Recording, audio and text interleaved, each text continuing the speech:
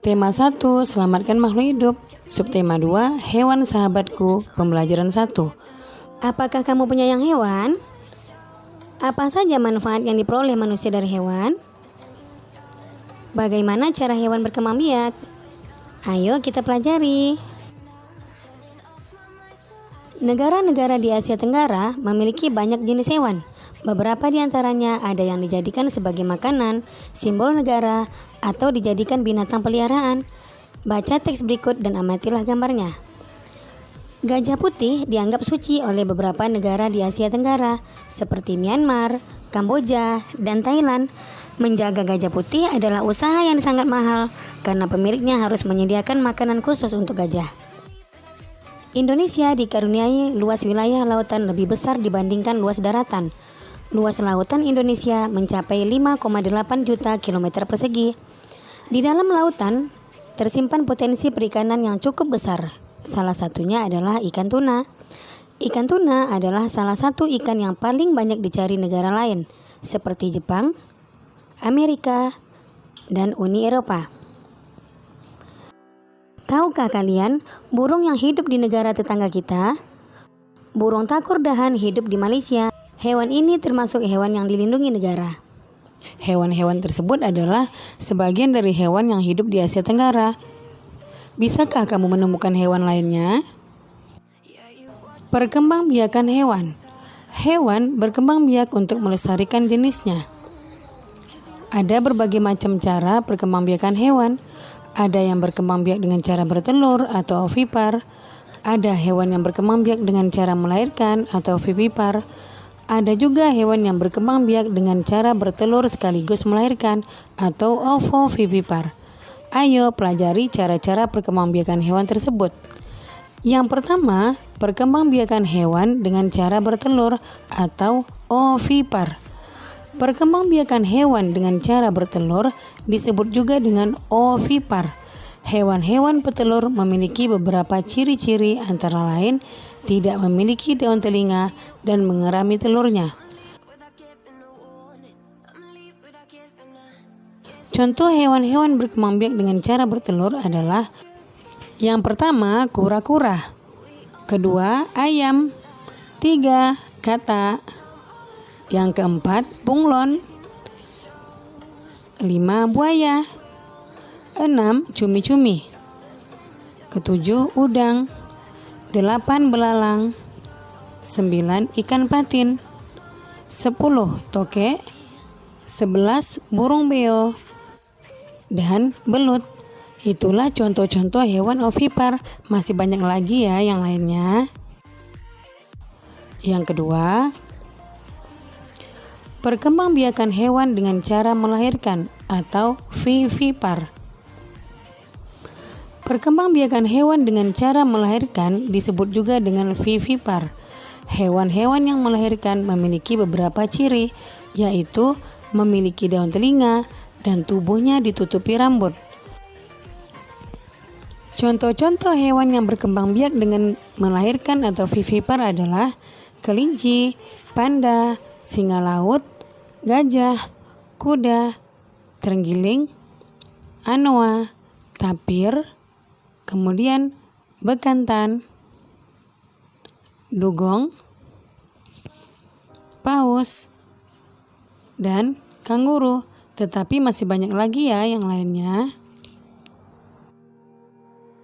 Kemudian kita ke perkembangbiakan ketiga, yaitu perkembangbiakan hewan dengan cara bertelur dan melahirkan atau ovovivipar. Perkembangbiakan hewan dengan cara bertelur dan melahirkan disebut juga dengan ovovivipar. Hewan-hewan yang bertelur dan melahirkan tidak memiliki ciri-ciri khusus. Contoh-contoh hewan yang berkembang biak dengan ovovivipar antara lain: yang pertama, iguana. Yang kedua, kuda laut, ikan hiu, sebagian kadal. Ayam adalah unggas yang biasa dipelihara orang untuk diambil telurnya. Memelihara ayam diharapkan dapat memberikan penghasilan dan memenuhi kebutuhan pemiliknya, seperti kebutuhan telur dan daging. Pernahkah kamu mengunjungi peternakan ayam? Ayam potong dipelihara untuk dimanfaatkan dagingnya, dan ayam petelur dipelihara agar ternaknya dapat dimanfaatkan. Pernahkah kamu pergi ke peternakan ayam? Apa yang kamu rasakan saat pergi ke sana? Nah, kita ke PPKN. Pahamilah lagi kelima sila Pancasila berikut. Sila pertama, ketuhanan yang Maha Esa. Sila kedua, kemanusiaan yang adil dan beradab. Ketiga, persatuan Indonesia. 4, kerakyatan yang dipimpin oleh hikmat, kebijaksanaan dalam permusyawaratan perwakilan. Dan kelima, keadilan sosial bagi seluruh rakyat Indonesia. Kamu akan belajar penerapan sila keempat Pancasila. Bacalah teks berikut dalam hati. Baiklah, ibu akan bacakan. Santi sangat sedih. Ayahnya baru saja bercerita bahwa penduduk setempat mengeluhkan keberadaan peternakan ayamnya. Mereka tidak tahan dengan bau yang berasal dari peternakan ayamnya.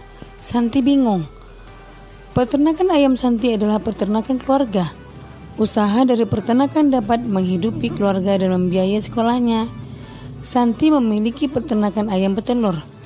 Secara teratur ia mengirimkan telur ayamnya ke pasar atau disimpan di salah satu toko di sana. Santi tidak mau peternakan ayamnya digusur. Ia akan berusaha agar penduduk mau menerima keberadaan peternakannya. Apapun yang terjadi, Santi akan membela keluarganya agar peternakannya tetap beroperasi.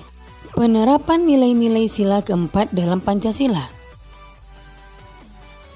Sila keempat Pancasila berbunyi, kerakyatan yang dipimpin oleh hikmat, kebijaksanaan dalam permusyawaratan perwakilan. Sila keempat mengandung makna pemerintahan dari rakyat, oleh rakyat, dan untuk rakyat dengan cara bermusyawarah untuk mencapai mufakat. Musyawarah adalah suatu upaya bersama dengan sikap rendah hati untuk memecahkan persoalan guna mengambil keputusan bersama dalam penyelesaian masalah. Nilai-nilai yang terkandung dalam sila keempat Pancasila antara lain: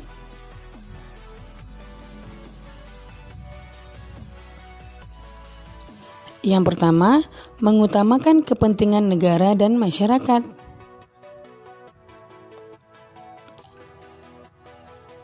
Yang kedua, tidak memaksakan kehendak pada orang lain. Kemudian yang ketiga, mengutamakan musyawarah dalam mengambil keputusan untuk kepentingan bersama. Dan yang keempat, menerima dan melaksanakan hasil musyawarah dengan rasa tanggung jawab, serta melaksanakan musyawarah dengan akal sehat dan sesuai dengan hati nurani yang luhur. Pembuatan patung disesuaikan dengan bahan yang digunakan. Ada bahan berupa kayu, batu, dan tanah liat. Setiap bahan memiliki teknik pembuatan yang berbeda-beda. Berikut beberapa teknik pembuatan patung. Anak-anak ibu perhatikan baik-baik ya. Ini ada 4 teknik loh. Yang pertama, teknik membursir adalah teknik membuat patung dengan cara memijit, menambah, dan mengurangi bahan yang dibentuk.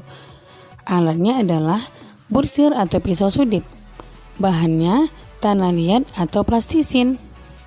Yang kedua adalah teknik memahat. Teknik memahat adalah teknik mengurangi bahan dengan cara dipahat pada bahan yang digunakan.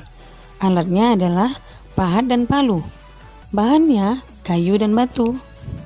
Kemudian yang ketiga, teknik mencetak dibedakan menjadi 2 jenis, yaitu teknik cetak tuang dan cetak tekan. Alatnya adalah cetakan sesuai bentuk yang diinginkan. Kemudian bahannya semen, gips, fiberglass, atau emas cair. Kemudian yang keempat atau yang terakhir adalah teknik konstruksi, digunakan dengan cara menyusun atau membangun bahan.